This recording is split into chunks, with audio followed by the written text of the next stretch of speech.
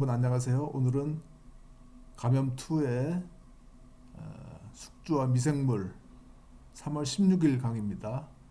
2교시 강의인데 여러분 작년에 보고서 오랜만에 보는데 이렇게 온라인으로 만나게 돼서 좀 생소하기도 하고 처음 촬영해 보는 거라 다소 실수가 있더라도 좀 이해해 주세요.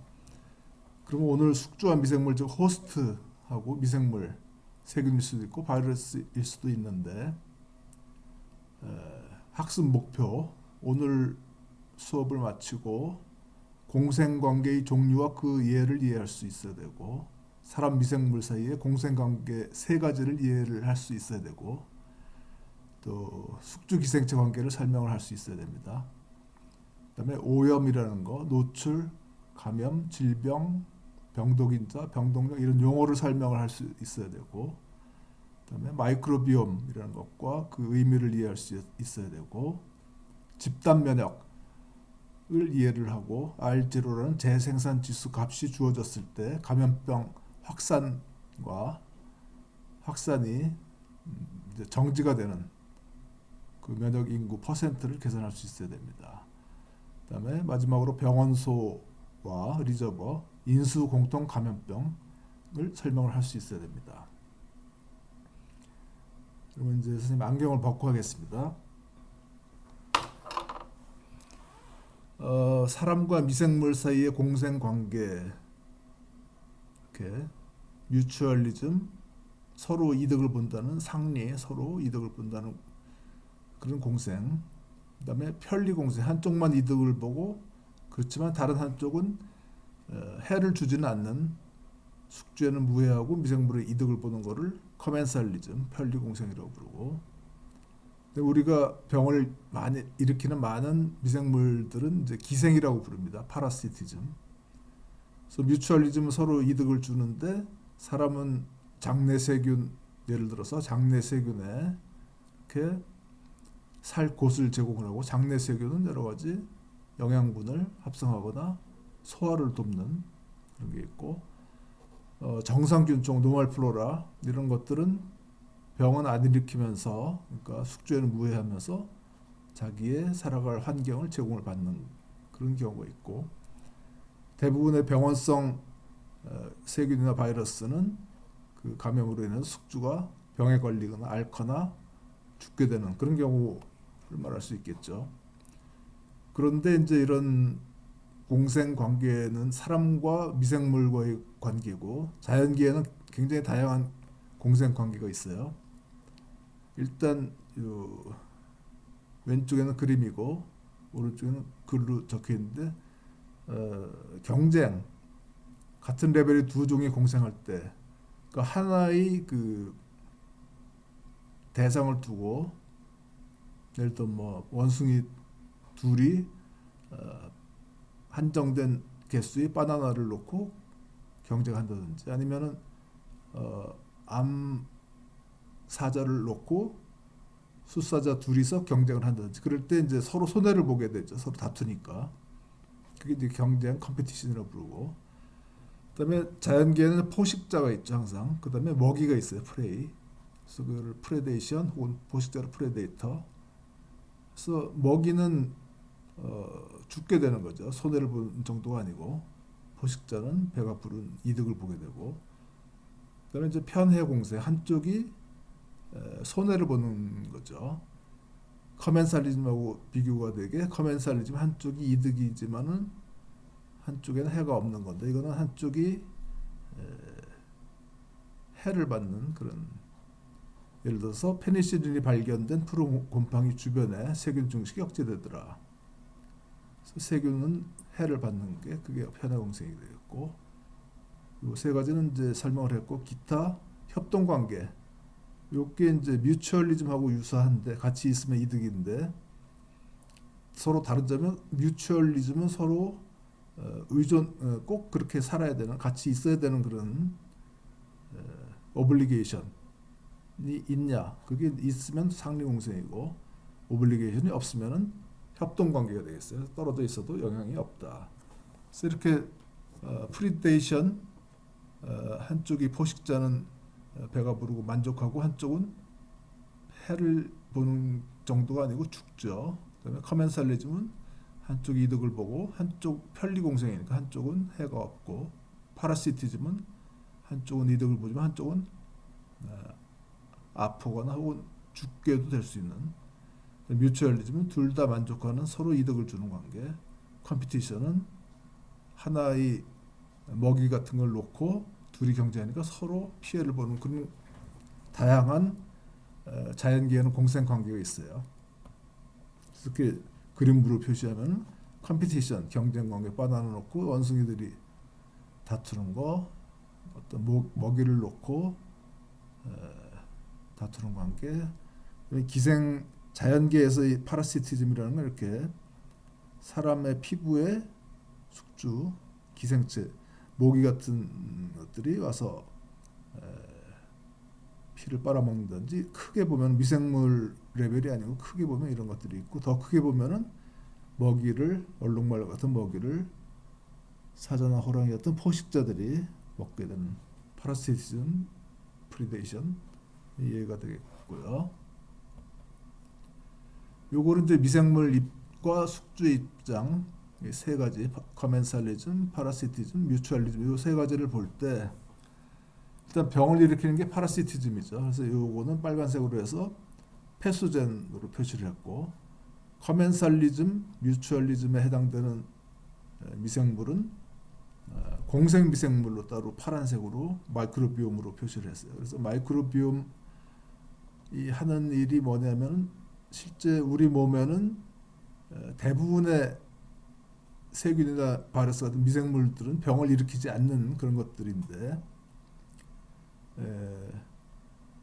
이런 미생물들이 그러면 왜 있느냐? 또 사람과 함께 살아가기 위해서는 자기를 거부하지 못하도록 사람의 여러 면역계나 뇌, 신경계, 대사 이런 것들을 조절을 해요.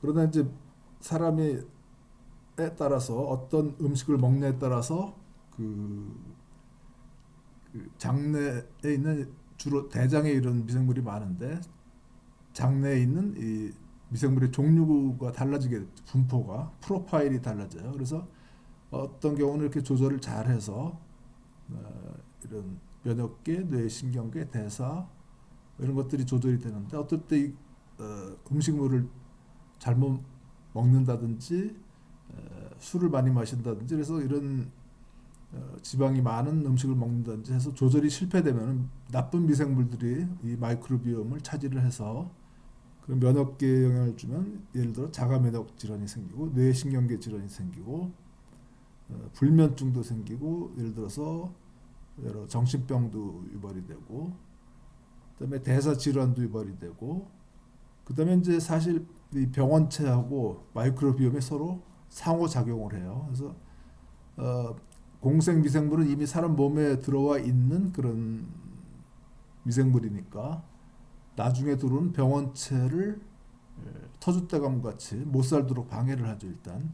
그래서 그러한 마이크로비옴과 패소젠 병원체의 상호작용도 있고, 그래서 그런 방어 기능이 상실이 되면은 질병이 유발이 될 수도 있고, 그 다음에 숙주의 사람의 상태, 예를 들어서 면역 기능이 떨어져 있거나 몸이 약하다, 예를 들어 암 환자 항암 치료를 받는다든지 장기이식 면역 억제제를 투여를 받는다든지, 노인이라든지 아주 어린다든지 면역계가 덜 발달된, 그러면 이제 숙주가 약한 면역력을 가지죠. 그러면 이 패소젠 혹은 파라사이트와의 상호 관계, 힘 겨루기에서 패소젠이 이기면은 질병이 발생하고, 숙주가 이기면은 걸렸나 안 걸렸나 싶을 정도로 지나가는데, 나중에 보니까 항체가 있더라. 그러면 이제 무증상으로 지나가는 게 되겠죠. 이거를 호스트 파라사이트 릴레이션십이라고 불러요.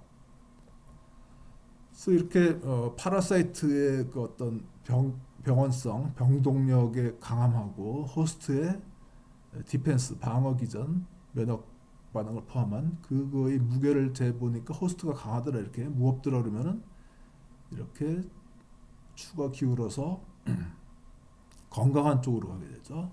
그래서 이런 반대로 병원 호스트는 건강해도 병원균 혹은 병원체 기생체가 강하다 그러면은 반대로 이렇게 질병 유발이 되겠죠. 그래서 사람의 몸의 컨디션이라는 것은 이런 호스트 파라사이트의 서로 상대적인 상호작용에 의해서 결정이 된다. 그다음에 용어 설명인데 일단 이 병원체들의 쭉 얘기가 되겠는데 병원체가 세균이라고 쉽게 봤을 때 이 우리 몸 밖에서부터 우리 몸 안으로 들어오는 순서로 설명을 할게요. 우리 몸 안으로 들어오지 않은 상태, 예를 들어서 옷이나 장갑, 피부에만 있는 상태, 이거를 이제 오염이라고 불러요. 컨타미네이션. 근데 이때도 다른 사람에게 전파를 할 수가 있죠. 그 다음 단계는 이제 몸 안으로 들어왔어요. 이거를 노출, 익스포저라고 부르는데 이때는 그 후에 감염 한동안 살아 있는 상태로 가느냐 아니면 그대로 이 세균이 제거가 되느냐 그런 두 가지 그 운명이 있는데 한동안 살아 있는 상태를 유지하면 그걸 이제 감염이라고 부르죠. 인펙션. 그러나 대다수의 감염은 증상이 없어요. 즉 질병으로 나타나지 않는 거죠. 그래서 그거를 에이심토마틱 인펙션이라고 부르고, 그래서 소수의 경우, 소수의 퍼센트의 경우 증상을 유발을 합니다. 예를 들어서 결핵 이거를 예를 들어서 설명하면 결핵이라는 거는 전 세계 인구의 3분의 1이 감염된 적이 있으며 매년 800만 명이 새로 발병하여 그중 300만 명이 사망하는 질병이다. 이런 식으로 표현을 할 수 있겠고, 그래서 이렇게 뭐 영어로 돼 있지만은 결핵의 그 내추럴 히스토리 어떤 경로를 겪는다. 예를 들어 결핵균이 노출이 됐어요, 사람이. 그러면은 10 내지 30%만 감염이 돼요. 나머지는 다 제거가 되죠. 그 다음에 이 감염된 사람 중에 90%는 그 병이 유발이 안 돼요. 결핵이 TB가 결핵인데, 그리고 따라서 다른 사람에게 감염시키지도 않아요. 그게 90%. 단 10%만 결핵이 유발이 되는데 5%는 2년 내에, 나머지는 그 후에 발병이 되고 치료를 하면은 또 낫고, 치료를 하지 않는다고 다 죽는 게 아니고 2년 내에 50%가 죽게 된다. 이런 내추럴 히스토리 결핵에서 각 단계를 보면 이 단계가 노출, 그다음에 감염, 그다음에 질병 디지즈, 그다음에 치료 결과에 따라서 하냐 안 하냐에 따라서 완치 혹은 사망으로 이어진다. 이렇게 설명할 수 있겠고, 그러면 또 다른 용어 설명으로 동력이라는 게 있어요. 비룰런스. 근데 요게 비룰런스하고 병원성, 패소제네시티하고 유사한 말이지만은 차이점이 뭐냐면 동력은 이게 강한 동력을 가졌냐, 그렇게 강도로 표현을 할 수 있어요. 수치화해서 LD50, ID50 같은 리살 도즈, 어떤 양을 줬을 때 50%의 실험 동물이 죽는 경우, 이걸 리살 도즈 LD50라고 부르고, ID50 인펙셔스 도즈, 50%의 동물이 감염이 되는 미생물의 양을 얘기를 하는데, 따라서 적은 양을 동물에 주입을 했을 때 50%가 죽으면 강한 동력을 가진 그런 미생물인 걸 알 수가 있죠. 그래서 이런 동력은 수치화 가능하고 병원성은 있나 없나, 병원성 미생물이냐 아니냐, yes, no로 표현을 할 수가 있어요. 정량적, 정성적, 그렇게 표현할 수 있겠죠. 그래서 비룰런스 팩터는 이런 동력에 기여를 하는 미생물 혹은 세균의 프로덕트, 독소 같은 거, 혹은 전략, 여러 가지 다양한 전략이 나중에 설명이 될 텐데 그런 걸 말하고, 첫 단계는 콜로니제이션이라고 부르는데, 인펙션 후에 병을 유발하기 전 단계, 이게 세균이 자기의 영역을 사람 몸 안에 구축하는 그런 특정 장소에 혹은 세균이나 바이러스가 구축하는 그 단계가 되겠고, 그다음에 정상 세균총, 이건 노멀 마이크로비얼 플로라, 마이크로비옴과 유사한데 정상 그러니까 공생 세균이라고 볼 수가 있는데, 대부분 숙주 내에서 병을 일으키지 않지만은 예를 들어 장내 정상 세균충이 있고 비뇨기계의 정상 세균충이 있는데 그 위치가 바뀔 경우 대장균은 장에서는 정상 세균인데 비뇨기계로 가면 병을 유발한다. 이런 식으로 위치를 바꾸면 병을 일으키는 그런 특징이 있어요. 그다음에 아까 호스트 파라사이트 릴레이션십을 얘기를 했지만은 그 숙주가 약한 경우, 이렇게 면역 능력이 떨어진 경우에만 병을 유발하는, 그러니까 별로 병원성이 강하지 않은데도 불구하고 병을 유발한다 그러면 이거는 숙주가 상대적으로 면역 능력 방어 기전이 약해졌다. 그런 감염을 기회 감염, opportunistic infection이라고 불러요. 그다음에 이 아까 공생 미생물, 여기서 나왔던 요 공생 미생물에 대해서 조금 설명을 하고 그다음에 병원체 설명을 하겠어요.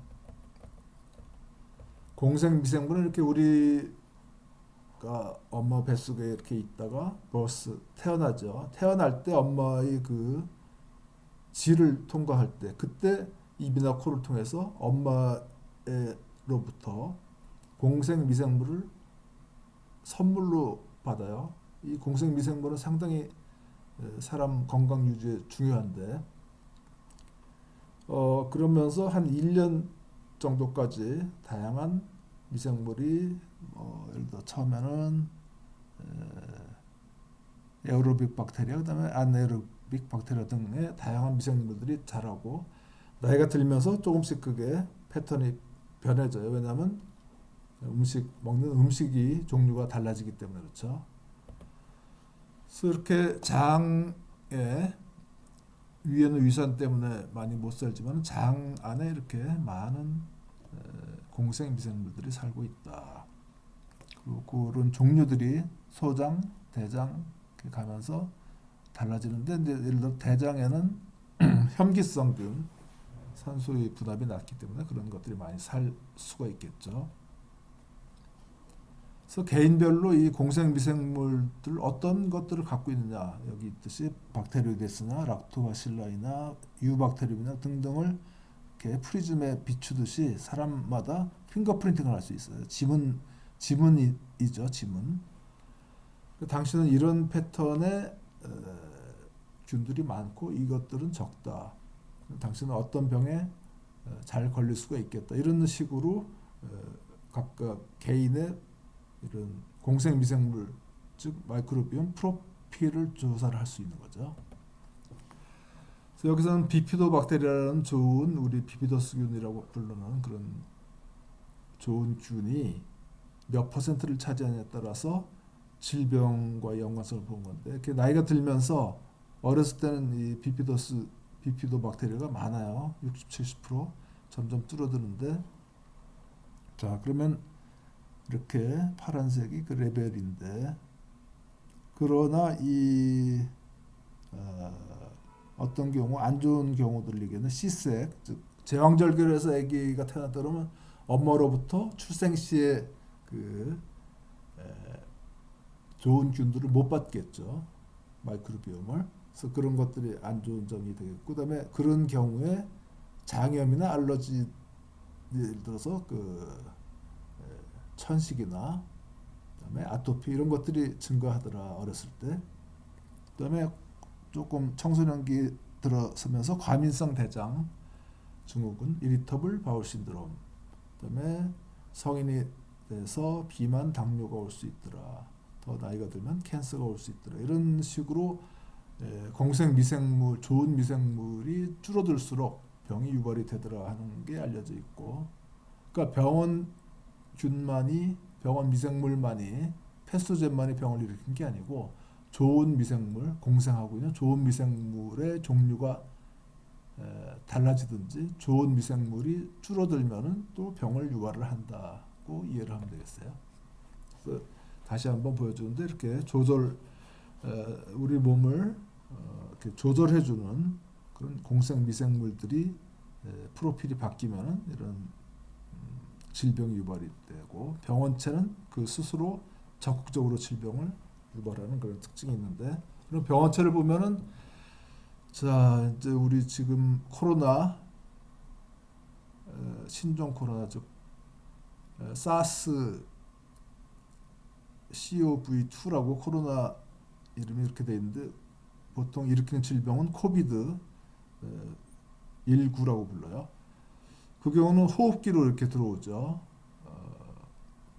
그래서 우리가 숨을 쉴 때마다 호흡기에는 뭔가가 들어오니까, 그다음에 입으로 들어오는 거는 음식물이 들어올 수가 있죠. 이런 식으로 초록색이 들어오는 쪽, 까만색 화살표는 나가는 쪽. 그래서 들어오는 입구, 입이나 코 등의 외부로부터 병원체가 들어오는 입구를 포탈은 문이라는 뜻이죠. 포털 오브 엔트리, 들어오는 포탈이다 라고 부르고, 마우스, 컨정티바, 유로제니탈 트랙, 레스퍼리 트랙, 엘리멘터리 트랙 이런 것들, 혹은 피부를 뚫고 모기가 무는 현상, 상처 이런 것들이 이제 포털 오브 엔트리, 들어오는 입구가 되겠고, 그래서 뭐 지금 코로나 19 같은 거는 호흡기 바이러스가 되겠죠. 그러니까 입이나 코를 통해서 호흡기로 감염을 시킨다. 또 나가는 출구, 포털 오브 엑시트, 나가면서 그냥 나가는 게 다른 사람을 또 감염시키죠. 이런 것도 역시 입이나 코, 즉 재채기나 기침을 통해서, 혹은 비말, 말할 때 그 나오는 미세한 물방울 입자를 통해서 전파가 되는 거죠. 그다음에 그 지금 코로나 19도 마찬가지인데, 세균이나 바이러스가 들어왔을 때 독소를, 병원성 인자가 되겠죠. 이게 이제 어떤 병을 유발하는 증상을 유발을 하죠. 그러나 꼭 그것만이 다가 아니고, 같은 미생물이 들어왔어도 그 숙주, 즉 사람이 어떻게 대처하느냐, 사람의 면역계가 이렇게 과도하게 염증이나 면역 반응을 유발하는 경우인데, 이번에 코로나 19도 역시 그러한 80%는 지금 일반 감기 비슷하게 큰 후유증을 남기지 않고 완치가 되는데, 19% 정도가 과도한 면역 반응을 유발해요. 특히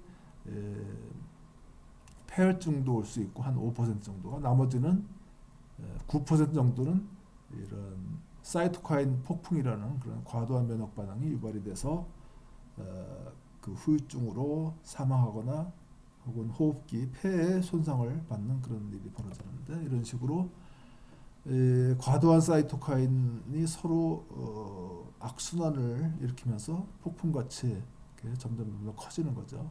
프라이머리 사이토카인, 세컨더리 사이토카인 폭풍이 쭉 연결이 되면서 우리가 단순 감기로 끝날 수 있는 게 이런 사람의 생명을 위협하는, 혹은 낫더라도 후유증을 남기는 그런 병을 유발하기 때문에 이 코로나 19를 눈여겨보고 있어요. 그렇다면 우리가 집단 면역, 허드 이뮤니티, 우리가 지금 이 코로나 19에 대해서는 백신이 없죠. 그래서 여기 보면은 그림이 쭉 세 개가 있는데, 파란색이 not immunized but stress. 우리가 이 우한 중국에서 바이러스가 전파되기 전에는 이 파란색이죠, 우리나라 인구가 거의 다. 근데 빨간색, 우한에 다녀온 사람들은 빨간색이죠. 병에 걸려왔어요, 우리나라로. 이거는 처음 나온 바이러스니까 백신이 없고, 그러니까 따라서 모두 다 쉽게 전파가 되죠. 우리가 그래서 격리시키고 하지만은 결국에는 이제 전파가 많이 될 것인데, 또 이게 가장 안 좋은 케이스인데, 그다음에 이미 알고 있는 병인데 백신도 나와 있다. 근데 뭐 나라의 사정상 혹은 뭐 그래서 면역 백신을 많이 못 맞췄다. 그래서 노란색이 뭐냐면은 그 이뮤나이즈드 즉 백신을 맞았거나 뭐 한번 걸렸거나 해서 그 면역이 돼 있는 사람들이 노란색이야. 파란색은 처음 한 번도 그 병에 접하지 못한 사람이고 그래도 이 정도 한 소수의 만을 백신을 맞춰서는 별 크게 소용이 없다는 것이고 거의 대다수가 물론 이제 병원성 미생물 병원체의 그 전파력에 따라 틀리지만은 그 대다수가 백신이나 의해서 면역력을 갖추고 있어야만 이렇게 그 면역력이 집단에서 유지가 되지 안 그러면 이렇게 빨간색으로 위에 두 케이스는 거의 다 병에 걸리는 것을 알 수가 있죠. 그러면은 그걸 수치화해서는 어떻게 볼 수가 있냐? 집단 면역 허드 이뮤니티라는 말 자체는 한 거의 1세기 전에 1923년에 만들어진 용어인데 그 의미는 어떤 집단이 개인 간 감염 위험은 면역 보유자의 수가 많을수록 또 면역 보유자와 가까이 있을수록 감소된다. 인다이렉트 프로텍션 즉 면역 보유자에 의해서 그 사람은 나한테 안 옮기니까 간접적인 보호가 되는 거죠. 그래서 이거를 허드 이펙트, 집단 효과라고도 부르고. 그래서 1970년 스미스, 1975년 다이어츠가 한 50년 이 용어가 만들어진 거의 50년 후에 이거를 계산할 수 있는 수치를 만들었어요. 역시 정리 스레스홀드 시오렘을 만들었는데 R0-1 나누기 R0 즉 여기서 R0는 재생산 지수 리프로덕티브 그런 지수가 되겠는데 감염자 한 명이 퍼뜨릴 수 있는 사람의 수 예를 들어서 지금 코비드19가 R0가 한 2, 3 정도 되는데 3이라 그러면은 3을 여기 넣으면 3 빼기 1 나누기 3 하면 67% 정도의 사람들이 감염되어야 백신이 없으니까 감염될 수밖에 없죠. 더 환자가 증가하지 않는다. 그러니까 지금 우리가 뭐 몇천 명 환자가 나왔고 중국에서 몇만 명이 나왔다. 하지만 이건 사실은 이거에 비하면은 아직도 멀었다고 볼 수가 있는 거죠. 그러나 그럼 우리가 예를 들어서 여기는 R0가 4라고 했을 때 한 사람의 환자가 4명한테 전파시킬 수 있다. 이게 기하급수적으로 나가면은 수많은 사람이 병에 걸리죠. 그러나 이렇게 백신이 있을 경우는 3명이 이렇게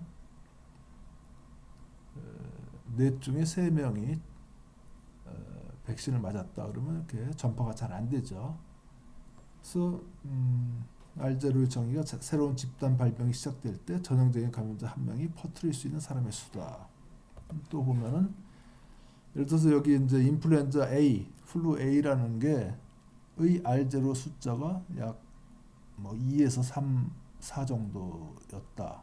2 정도면 이렇게 한 35% 정도, 그다음에 뭐 4 정도면 70 몇 퍼센트 정도가 이 면역을 갖춰야지 더 이상 병이 전파되지 않는다. 그런 뜻이 되겠어요. 루벨라, 풍진의 경우는 더 올라가고 미즐, 홍역 같은 경우는 더 올라가는데 90 몇 퍼센트가 면역이 돼야 퍼지지 않는다. 그래서 이 우리 코비드 19 이번에 나온 코로나 신종 코로나의 경우를 R0 즉 한 사람이 몇 명한테 전파시키는가 그거를 3이라고 잡았을 경우 이렇게 아까 얘기한 대로 67%가 감염되어야 더 이상 환자의 증가가 멈춘다. 2.3이라고 잡으면은 지금 뭐 2.3 정도라고 예측도 하는데 그래도 반 이상 56.5%가 감염이 돼야지 질병 전파가 감소할 것이다 얘기를 하고 있어요. 좀 뭐 무서운 것 같지만은 자 그럼 다른 것들 기존의 감염병하고 비교해 보면 자 홍역이 굉장히 높죠. R0 값이 한 사람이 12명, 18명을 전파한다는 거고 볼거리, 백일에 소아마비 쭉 이렇게 코로나 19보다 코비드 19보다 더 높은 그런 R0 값을 보이고 있고 2000년대 초에 또 혹은 2000년대 초에 그 나왔던 H1N1의 세계 유행 팬데믹 독감 유행일 때 R제로는 1.6 정도였다. 그래서 굉장히 그 전 세계로 퍼졌는데 그때 한 40%가 퍼졌었다. 그러고 지금은 이제 코비드19는 2 내지 4에서 50 내지 75%가 수치상으로는 그렇게 산술적으로 감염이 되어야지 이제 질병의 전파가 멈출 것이다 얘기를 하고 있어요. 그러나 우리가 이제 노력을 하죠. 사람의 노력이 없을 때 얘기고 원시사회 같이 사람이 노력을 하는데 그러면 알제를 변화시킬 수 있느냐? 이건 나쁜 쪽으로 31번 환자가요. 그 사람이 그 예를 들어 조선족 간병인이 하루에 6명을 간병하면서 다 퍼뜨렸다. 뭐 이것도 슈퍼 스프레더로 볼 수 있고.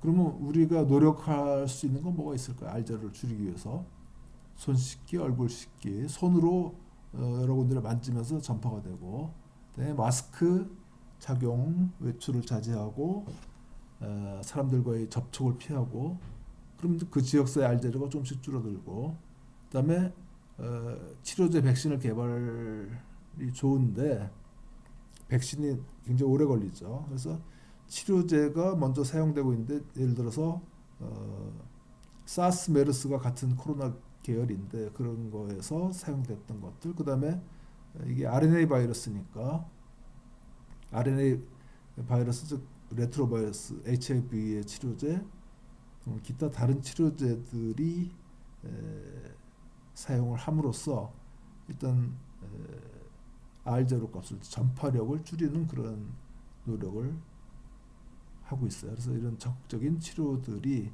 환자 수도 줄이고 완치자를 늘리고 그래서 이제 R0를 줄일 수 있는 방법이다. 그래서 이제 중국 우한에서 대거 발생을 했기 때문에 중국 우한이 또 그 바이러스 연구소가 아주 큰 연구소가 있는데 그 2003년에 사스부터 해서 2014년에 메르스까지 연구를 많이 해서 그 사람들이 희망 섞인 논문을 내놨는데 예를 들어 R0를 0.9, 1 이하로 해야지 이제 감소가 되는데 이거를 목표로 해서 벌써 2월 한 20일쯤에 이 논문을 봤는데 2월 26일에서 29일이 되면은 피크를 보이고 감소할 수 있다. 사실 중국의 통계를 믿기 어렵지만은 이 사람들이 이론적인 학자들의 말로는 이렇게 봐요. R0가 3일 경우 우리 2 내지 3이라고 보고 있죠 지금.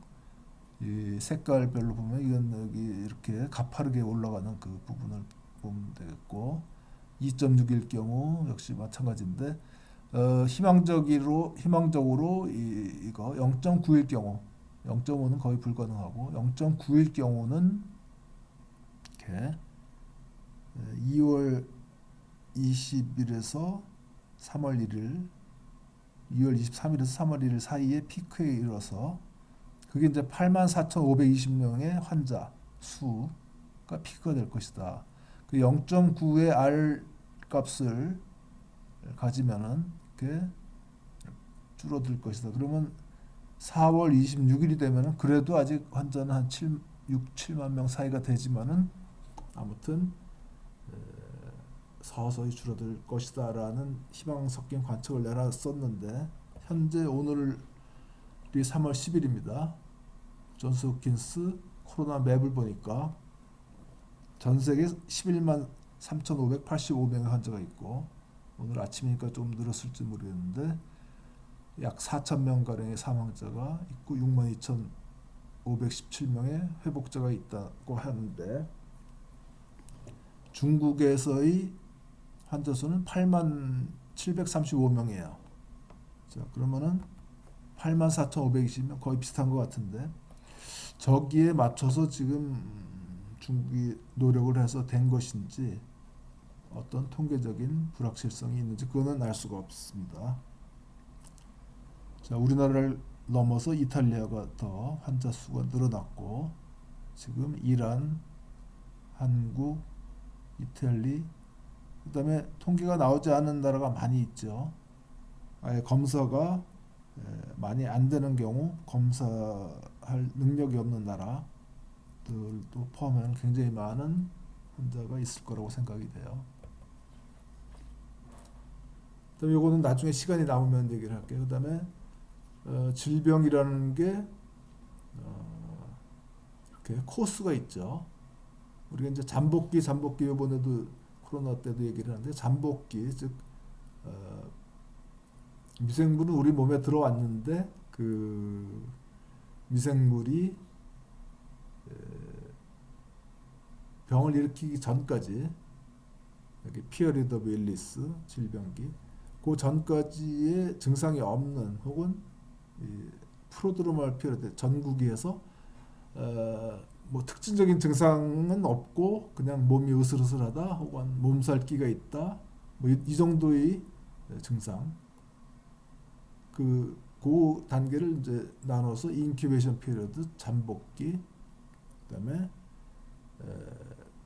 으슬으슬하다 증상 몸살기가 있다 그거를 전구기라고 부르고 질병기가 한참 미생물도 증식하면서 병을 증상을 한껏 유발을 하는 단계 그 다음에 한 고비를 넘겨서 질병의 증상이 점점 좋아지는 단계 그 다음에 회복기 이렇게 나누게 되는데 홍역을 예를 들면 이렇게 인큐베이션 피리어드가 이 정도 열을 전구기가 한 3일 질병기가 한 3일 회복기가 한 이틀 해서 디클라인이 이틀 회복기가 3일 해서 21일 3주 정도 되면은 이렇게 다시 활동을 하게 되는데 그러나 이렇게 단순한 질병의 패턴만 있는 게 아니고 일반 감기 같이 홍역 같은 경우는 한번 앓게 되면 그 나중에 한동안 세월이 흐른 후에 뇌염이 올 수가 있어요. SSP라는 뇌염이 올 수 있고 대상포진은 여러분 우리 모두가 이제 수두라는 어렸을 때 수두라는 피부 그런 병을 앓게 되는데 이때 이 바이러스가 완전히 퇴치가 안 되고 신경 조직에 남아 있으면서 나중에 오랜 세월 흘러서 몸이 약해지거나 피곤하면 아까 나왔던 오퍼추니스틱 기회 감염이 되겠죠. 다시 대상 포진으로 나타나는 조스터 그런 두 번에 걸친 서로 다른 유형의 질병을 보이는 게 있어요. 그다음에 만성 감염, 크로닉 인펙션, 비형 간염 같은 경우 쭉 한번 질병이 유발되면 그게 계속되면서 쉐딩 즉 바이러스를 남한테 전파를 한다. 그다음에 역시 바이러스 감염이 있는데 만성 감염 중에 HTLV1 이게 이제 백혈병을 유발하는 바이러스 혹은 HIV 에이즈를 유발하는 바이러스인데 처음에 약간 감기같이 아파요. 그러나 그냥 만성으로 쭉 감염이 유지가 되다가 어느 순간에 HTLV1 같으면 류케미아, 백혈병이 오거나 HIV 바이러스 같으면 에이즈가 발생하는 거죠. 이런 타입이 있고 그다음에 광우병 같이 아무런 증상이 없어요. 서서히 프리온이 증가하다가 수십 년 후에 몇 년 후에 수십 년 후에 이제 광우병이 올 수가 있는 그런 여러 가지 패턴이 있다. 이번에 이제 코로나 사태로 다시 부각되는 게 이게 박쥐에서 왔단 말이죠. 박쥐는 면역계가 둔하다고 볼 수 있어요. 그래서 많은 종류의 바이러스가 박쥐에서 박쥐를 괴롭히지 않으면서 살고 있는데 그래서 병원소라는 건 뭐냐면 이제 그 리저버 보유 창고 혹은 뭐 저수지라고도 할 수 있고 그래서 이런 병원체들이 모여 있는 큰 저수지 호수 물탱크 이렇게 표현할 수 있는데 그래서 일단 박쥐부터 얘기하면 동물병원소 애니멀 리저버라고 할 수 있고 그래서 이게 원래는 동물의 바이러스는 사람한테 감염을 잘 못 시키는데 이거를 넘어서 동물과 사람이 같이 감염되는 거. 주노시스, 주가 동물원이고 동물의 병이 사람한테도 오는 경우를 주노시스라고 부르고 인수 공통 감염병, 사람과 동물이 같이 걸린다. 그래서 세균에는 렙토스피라증 같은 게 있고 사스, 메르스, 이번에 코비드 19가 여기에 해당이 되는데, 그래서 지금 박쥐가 원래의 그 코로나 바이러스의 원조는 근원은 맞고 리저버죠. 그다음에 이 사스의 경우는 사양 고양이를 통해서 중간 숙주죠. 사람이라는 숙주에 옮아왔고, 메르스는 낙타를 통해 왔고, 코비드 19는 아직 연구 중인데 천산갑이라는 그런 판골린 그런 동물, 특이한 동물을 통해서 왔다고 생각을 하고 있으나 확실치는 않아요. 그 다음에 이 병원소가 이 사람, 우리가 자꾸 남한테 전파를 시키는데, 이번에도 무증상 보균자가 많다 그랬죠. 그 다음에 증상이 없으니까 활동을 마음껏 하다가 이제 사람들 만나면서 전파시킨다든지, 혹은 잠복 감염 이런 경우가 이제 사람 병원소. 그다음에 우리가 요번에 조심해야 될 게, 문 손잡이에서 또 만지다가 옮을 수 있고, 손 씻으라는 게 오염된, 아까 얘기한 컨타미네이션 얘기했죠. 오염이라는 건 이제 몸 안으로는 안 들어오는 거예요. 컨타미네이션은 옷이나 손, 피부 이런 데 묻어 있는 건데, 그래서 그 상태, 또 문 손잡이나 침구류 뭐 공통으로 사용하는 뭐 그런 수건 이런 데 있는 것들이 이제 나중에 나오겠지만 넌 리빙 리저버가 될 수 있고, 물이나 음식도 될 수 있겠어, 흙이나. 그러면은 이렇게 이 병원체가 저장돼 있는 그런 장소, 이거를 이제 리저버라고 부르고, 이런 흙, 물, 음식 등에 살아있지 않은 그런 리저버가 있고, 살아있는 리저버 중은 사람과 동물로 나눌 수 있다, 이렇게 이해를 하면 되겠고, 휴먼 리저버의 예 중에 하나가 예전 얘기지만은 뉴욕의 그 어떤 식당의 조리사로 메리 마론이라는 사람이 있었는데, 별명이 타이포이드 메리였어요. 왜냐하면 장티푸스, 타이포이드 피버의 감염원이 돼서 7번이나 뉴욕에 장티푸스를 유행시켰는데 자기는 증상이 하나도 없었어요. 마치 코로나 바이러스의 박쥐 같은 그런 존재가 됐죠. 그래서 자기는 끄떡없었고 몇 번이나 구속되고 요리를 안 하겠다 했는데, 결국 계속 하다가 잡혀서 이제 23년간 격리 생활을 하다가 세상을 떠났는데, 엄청난 장티푸스균을 갖고 있으면서도 건강하게 살아왔다는 전설적인 인물이다. 그러니까 그 장티푸스균은 살모넬라 균인데, 이거는 그 담낭, 갈블래더의 이 균이 잠복을 있으면서 조금씩 장으로 이 균을 내보내고, 그게 이제 다른 사람에게 음식 조리를 할 때 전파가 된 거죠. 그래서 이렇게 주노시스라는 게 동물과 사람이 공통 감염한다, 인수 공통 감염병이다.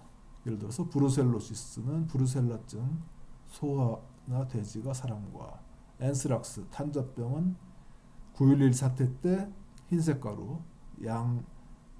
양털을 관리하는 그런 사람들이 많이 걸리고, 흑사병, 플라그는 쥐를 통해서 전파가 되고, 선모충증은 돼지고기, 툴라레메 야토병은 토끼, 그다음에 광견병은 박쥐, 너구리, 개 등을 통해 전파가 돼요. 그다음에 이 웨스트 나일 엔세팔라이티스, 미국대로 유행했던 새를 통한 거, 멍키폭스, 야생 개를 통한 것들이 있고, 이제 그 동물에서 사람으로 오는 또 다른 케이스가 벌써 이제 한참 됐지만 HIV, 에이즈의 경우, 에이즈 바이러스의 경우 유인원에서 이미 많이 돌고 있던 병이었다. 그게 어떻게 하다가 사람으로 들어왔다고 보고 있고, 에볼라 바이러스도 역시 박쥐에 있던 박쥐가 과일을 좋아하는 박쥐가 있어요. 그래서 과일 박쥐라고 부르는데 이 박쥐가 과일이 열린 나무에 가서 쫙 앉아서 과일을 먹고 있는데 그러면 유인원이 와서 그 박쥐와 과일을 같이 먹어요. 그러면 이 박쥐에 있던 바이러스가 유인원에 전파가 되고 그 유인원은 사람과 유사하니까 그 바이러스가 사람에 감염될 수 있는 그런 바이러스로 돌연변이를 일으키는 거죠.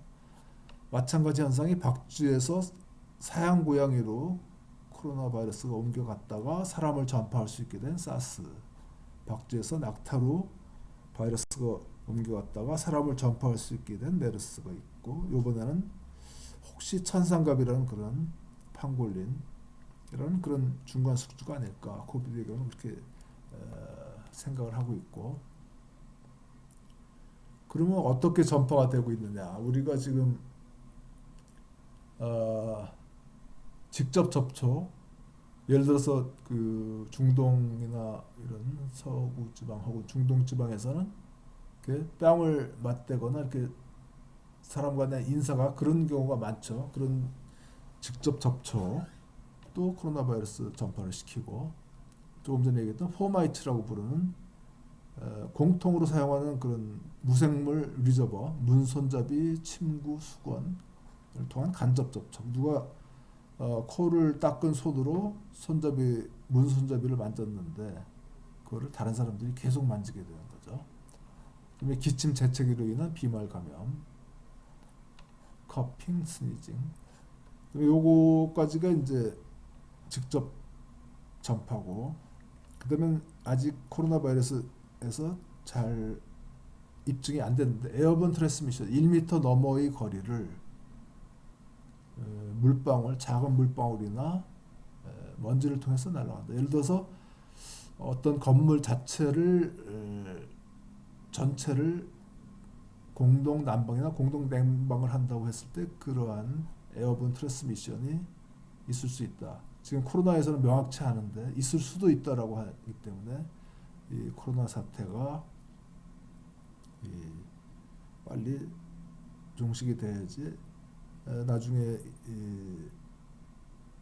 여름이 돼서 에어컨을 틀고 좁은 공간에 사람들이 많이 모이게 될 경우 더 큰 사태가 벌어질 수가 있어요. 그다음에 전파시키는 또 다른 방법, 벡터라는 게 있어요. 벡터는 생물로서 모기 같은 모기, 파리, 생물이 이런 사람과 사람 사이, 동물과 사람 사이 이런 식으로 전파하는 경우를 벡터라고 부르고, 비이클은 무생물로서 물이나 음식, 공기 같은 것들이 매개체가 되는 경우를 비이클이라고 부르죠. 그러면 이제 21세기에 출현한 그 신종 감염병들을 쭉 보면은 그 전에도 많이 있었지만은 2003년에 사스가 있었고 그 해에 조류독감도 있었어요. 조류독감이 뭐냐? 조류는 새에서만 인플루엔자가 걸려야 되는데 이게 이제 어떻게 하다가 사람에도 감염을 시킬 수 있는 드물지만은 그런 독감이 퍼졌다. H5N1 타입이었다. 그 있었고, 그다음에 2009년에 신종플루가 유행을 했어요. 그다음에 하이티에 콜레라가 이때 지진이 있을 때 유행을 했었고, 이거는 이제 신종은 아니고 옛날에 콜레라가 다시 창궐을 한 거고, 2013년에 메르스가 낙타를 통한 한참 유행해서 메르스는 사스보다 훨씬 그 치사율이 높았죠. 그다음에 2013년에 에볼라 나왔고 유행을 했고, 그다음에 브라질 올림픽을 했을 때 지카 바이러스, 그 직전에 지카 바이러스가 한동안 유행을 했죠. 그러다 우연의 일치로 일본 동경 올림픽을 하기 직전에 또 코로나가 유행을 하고 있어요. 이런 신종 전염병 이머징 인페크셔스 디지라고 부르는데 왜 발생하나? 기존의 그런 갖고 병원체들의 유전체가 돌연변이를 유발하거나 리컴비네이션 재조합을 해요.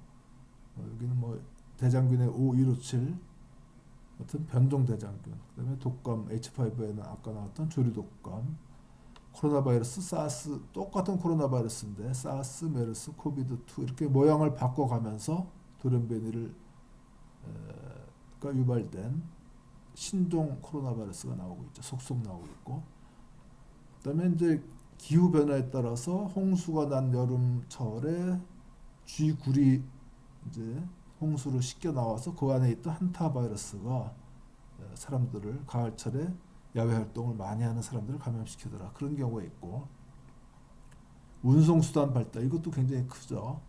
에볼라 바이러스는 그 아프리카에서 발병이 처음 됐는데 지금 코비드 여기 2가 아니고 19인데 이제 코로나 2라고 보면 되는데, 이 코로나 코비드 19는 중국 우한에서 처음 생겼는데, 우한이라는 곳이 중국의 한 가운데 있으면서 교통의 요지이죠. 그래서 에볼라 바이러스가 교통의 요지에서 발생했다 고 하면 어떻게 됐을까? 그것도 상당히 궁금한 얘기가 되었고, 그래서 운송수단이 중요하다.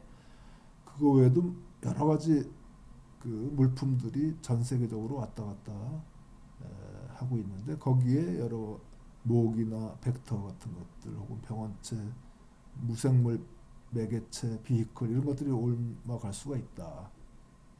그다음에 사막 지역을 개발을 하다가 그 안에 있던 곰팡이, 코시디오이드 마이코시스가 새로 없던 게 노출이 되더라. 이런 것도 있을 수가 있고. 자, 그러면 조류 독감이 어떻게 사람한테 전파가 됐느냐? 그 대부분 바이러스는 스피시 스페시픽, 사람에게 걸리는 건 사람만 걸리고 병을 일으키고, 조류는 조류끼리만 하는데, 이 돼지라는 그런 믹스처, 그러니까 믹싱 베슬, 혼합 용기가 있어요. 혼합 장소가 있는데 그 안에 들어오면 이게 섞여서 리커미네이션이 유발이 돼요. 그럼 새로운 사람을 감염시킬 수 있는 그런 바이러스가 돼서 새로운 팬데믹이 유발이 될 수 있다.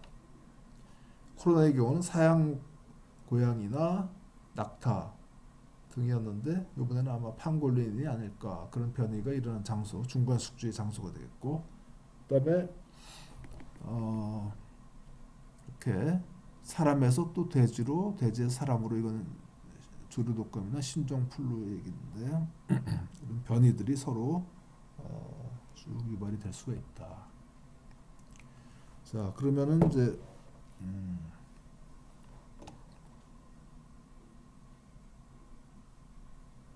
자, 지금까지 우리가 이 코로나 바이러스 처음에 초기에 한 것들이 뭐죠? 격리를 시켰죠. 그래서 음압병실이니 하는 것들이 컨테인먼트, 격리라는 방법이고, 지역 간의 이동을 자제를 하고 모임에 안 나가고, 그러면 이제 이렇게 하루 확진자 수가 쭉 지금 올라가고 있는데 약간 지금 브레이크가 걸렸는데, 그렇다고 여기서 멈추느냐 아니면 조금 내려가다 다시 올라가느냐, 이게 이제 격리가 어떤 그 얼마나 잘 되느냐 혹은 이 감염력이 얼마나 강하냐에 따라서 차이가 있을 수 있고, 일단 이 확진자 수가 늘어나는 그 가속에 브레이크를 줄 수는 있는데, 그러나 지금 이 코로나 19의 경우는 이 격리로 세계로 퍼지는 거 보면은 이탈리아나 지금 중간 추세로 봐서는 격리로 될 문제가 아닌 것 같아요. 지금 WHO에서도 팬데믹을 선언하냐 마냐 그 지금 기로에 놓여 있는데, 그렇다면은 뭘 해야 되냐? 완화를 시켜야 된다. 미티게이션이라고 그러네. 완화. 자, 이게 보면은 총 환자 수가 되겠죠. 격리를 했을 경우 총 환자 수, 핑크빛으로 이 넓이하고, 완화라는 정책을 했을 때 환자 수를 보면 완화했을 때 마지막에 보면은 기간은 좀 길어져도 피해는 좀 줄일 수가 있어요. 환자 수하고. 그래서 완화 정책을 해야 될 때가 아닌가 지금 생각이 되고, 피크 환자 수하고 병원 서비스 수요 대폭 감소. 우리의 그 의료 서비스가 코로나19만을 위한 게 아니고 다른 여러 우리가 암 환자도 규칙적으로 정기적으로 항암 치료도 해야 되고 여러 가지 팔로우업을 하는 그런 질병들이 있는데, 의료 서비스가 이거를 다 감당하려면은 긴 시간을 가지고서 전체 지역사회의 보건에 미치는 영향을 감수하는 쪽으로 가야 되지 않을까, 그런 생각을 하고 있어요. 우리가 뭘 해야 되느냐, 미티게이션을 완화를 위해서 네 가지 영역인데, 개인적으로는 손 씻기, 몸이 안 좋으면 밖에 안 나가고 집에 있기, 모임에 안 나가기, 이웃 친척 상태 살피기, 서로 전화나 연락을 해가면서 살피기. 그다음에 사회 분담은 재택근무를 장려하고 공개 모임을 금지하고 학교 폐쇄를 검토하고, 지금 뭐 휴학을 방학을 연장시키는 정도고, 국제 여행 제한 이거 뭐 지금 실행 중이죠. 입국 금지가 이런 것들이 되겠고, 직접 병원에 안 가도 온라인으로 의료 상담이나 테스트, 드라이브 스루 그런 검사수나 선별 진료소 이런 것들이 되겠고, 환경 위생을 철저히 한다. 방역을 공공장소 청소 방역, 그다음 식당이나 테이크아웃 가게의 점검 강화, 철저한 장례 처리 등이 되겠고, 기타 의료 역량, 이거는 보호 장비, 우리 보호구, 방호복, 마스크 이런 것들이 모자랄 수가 있죠. 약물 비축을 해야 되고, 꼭 안 가도 될 병원 방문. 그러니까 코로나19 같으면은 경증 환자가 거의 대부분이에요. 그래서 설사 환자라고 하더라도 스스로 자가 격리하는 게 더 나을 수도 있고, 왜냐하면 병원 의료 서비스라는 거의 용량이 한계가 있기 때문에 의료 과부하를 방지를 해야 된다. 장기적으로는 효과적인 치료제를 찾고 그다음에 백신을 개발을 해야 된다. 이거는 이제 진행 중에 있어요. 그래서 이러한 것들을 정리해서 제가 페이스북에 올려놨는데, 여기서 이 주소가 혹시 연결이 안 되면 페이스북에서 이태윤이라는 검색을 해보면 나올 거예요. 그러면 오늘의 강의는 이걸로 마치겠습니다. 질문은 페이스북에 댓글을 달아주든지 강의 포털을 이용해 주세요. 그러면 코로나19 사태가 하루빨리 종식되기를 바랄게요.